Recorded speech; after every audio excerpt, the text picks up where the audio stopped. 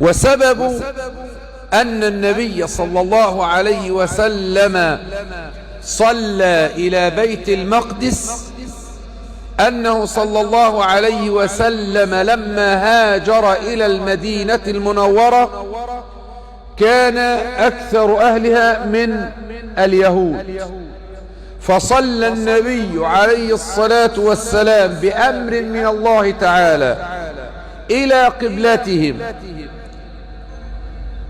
حتى يتألفهم، وحتى يكون ذلك سببا في إيمانهم أن يؤمنوا، أن يسلموا، أن يدخلوا في الإسلام.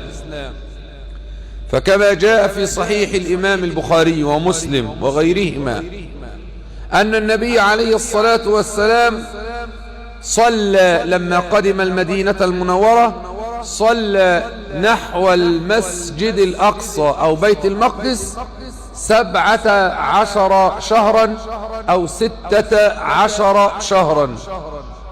ظل النبي عليه الصلاة والسلام يتوجه إلى صخرة بيت المقدس قبلة اليهود، وكان النبي عليه الصلاة والسلام يحب أو يشتهي أن يتحول إلى قبلته الأولى، إلى قبلة إبراهيم عليه السلام، إلى البيت الحرام.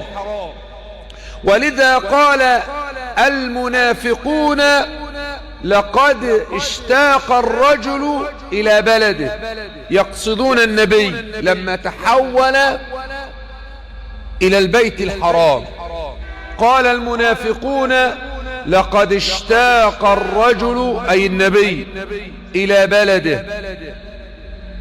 ولذلك أخبره الله عز وجل بما سيقوله السفهاء من الناس، بما سيقال، ثم أخبره الله عز وجل بما يجيبه